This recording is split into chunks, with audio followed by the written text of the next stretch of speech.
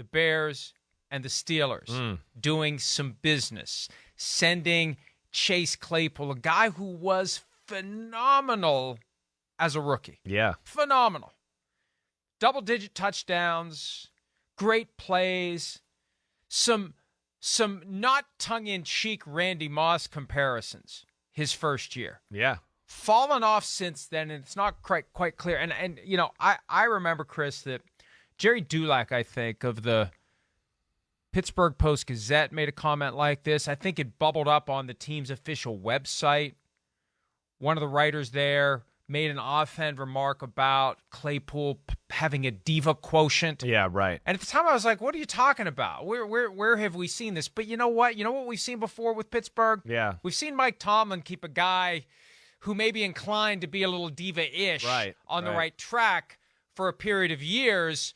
And then here comes Antonio Brown, and we're like, well, why didn't we know about this for most of his time with the Steelers? Well, because Mike Tomlin does a pretty good job of nipping that stuff in the bud. So Chase Claypool, now out from under Mike Tomlin, traded to the Chicago Bears for a second-round pick. A lot of questions. And as you said earlier, this isn't about the Bears getting better now. Yeah. This is the Bears laying the foundation for next year when the division's going to be wide open. And Claypool, with a full offseason to get acclimated, maybe a new contract, he's a guy that could be exactly what Justin Fields needs to rev up the passing game if they can get him to play like he did in 2020, not the way he's played more recently, assuming it's him and not just a dysfunctional offense that can't get him the football. I think it's more that than anything. I don't look at the film and go, oh, Chase Claypool fell off. Like, I still look at him just like I think Bill Belichick when he made the comments about him, right, about 3 or 4 weeks ago, where you go, the guy's kind of amazing. He's kind of a physical freak. And he's rare in the size-speed combination. He's built almost like a DK Metcalf. I think people would be astounded if they saw Chase Claypool in person. You'd go, oh, wow. Immaturity issues. He didn't get on the field in Notre Dame at receiver until really his last year there. You know, we've had a few issues here with Pittsburgh, too, where, you know, one, he got in a fight, right, in the offseason. He had a few times where he kind of spoke up about, hey, I'm talking to guys on other teams, right? If I remember correctly, they're saying practice is easier, they don't hit as much. He wanted music. Remember, he said a few things that he stepped out of line that ain't gonna fly in Pittsburgh, and I think he's gonna have to learn and continue to mature that way. But Mike, I think what you're saying about him physically still holds true. And then I think you couple that with Darnell Mooney in Chicago and Justin Fields in that running game, and you almost get a little bit of a Philadelphia combination with the Eagles, where you go, wait, they run the ball like this, and Justin Fields can keep it. Oh my gosh, we got to add another guy in there, and all of a sudden you look up and you go, wait, it's one-on-one, and they're pressed. You know, they're jamming A.J. Brown at the line of scrimmage. Oh, wait, but I got Chase Claypool and Darnell Mooney. Watch out. So that's where I like it. And I think they do it too, Mike, because like you said, it gives them a little time here, learn the offense. It's all about next year. And you look at it, too, like we always – you're the master at saying this. You just said it already in the show. Like, it's a proven commodity. It's you know, so, all right, this guy was available. It wasn't a huge price to get for a guy that I think a lot of people look at and go, he could be a superstar in football. And you can go, well, yeah, we had a second-round pick, but there's no guarantee any second-round pick's going to end up looking like this guy. And I think that's where you ensure yourself a for sure commodity for next year. Not like, oh, we got a pick and we hope it works out. You can go, wait, we got it. We got our pick. It's already done. We're good at receiver. We've already addressed it, and now we can play with our other, chess pieces as far as what we want to do everywhere else. The reality, though, is he is going to want to be paid at some point. Yeah, he comes that's right, for Mike. a second contract after this regular season ends. He made a comment in the offseason that he knows he's one of the best 3 receivers in football. Now, he's going to have to prove it if he wants to get $25, $26, $27 million a year, and maybe he'll decide that it's in his best interest to have a full year in Chicago and get a contract at some point during 2023 if he can come out and be the guy that the Bears think he will be by giving up that second-round pick. And there were some contradicting and conflicting reports from the folks who chase these details obsessively yesterday about which second-round pick it was. Oh, got you. Second-round Right, pick I saw that came from Baltimore for Roquan Smith. Was it the second-round pick the Bears already held? it was the second-round pick the Bears already held because that, Chris, was the difference maker. The Packers were in this, but the Steelers ultimately decided at the end of the day, we think the Bears' second-round pick is going to be higher than the Packers, so we'll take the Bears' second-round pick. Now,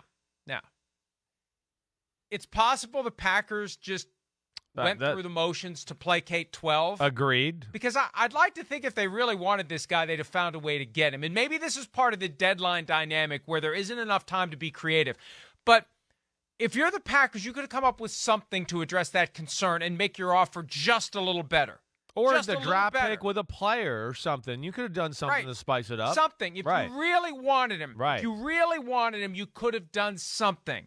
I just feel like the Packers do this half-hearted, half-assed effort to try to get a receiver so they can say to Aaron Rodgers with a straight face, at least we tried. The Bart Simpson cake gif, at least you tried, as the cake goes into the trash can. I feel like that's what the Packers do to maintain their grift on Aaron Rodgers, that they're actually trying to make the team better at a position that's pretty important to him. Yeah. Well, if you would have made me bet money, and I mean, I wish I would have said it on air. I said this to friends. I guarantee if you would have asked me yesterday about the Packers, I would have gone, "Oh, there's going to be a bunch of rumors about them closely getting involved here for a trade, but it won't happen." I mean, no crap, Sherlock. All right. Exactly. Mike, it's the first thing I thought of. It was just like, did they really attack it? Did they really want him? Or it was just this, propaganda to keep everything peaceful there in Green Bay. So I don't know what to think of it either, but he certainly would have helped out their chances. There's no question. It's a talented guy. And you start to get a guy like him and Dobbs and, Christian Watson on the field. You got something not only like right now, but something for the future. But so what? Now they got to deal with him. Now they're going to have to cover him and deal with them in Chicago the next few years. And it's, I think, a great match for them. Chicago, they got that great Notre Dame fan base there. I think he'll be accepted right away. It's right down the road. I just think there's a lot of things that make sense for the style of play Chicago wants to play. Running quarterback, hey, speed sweeps and reverses off that with this guy. We know he's good in that department too. So way to go, Ryan Poles and the Bears, and making a big move there to help Justin Fields.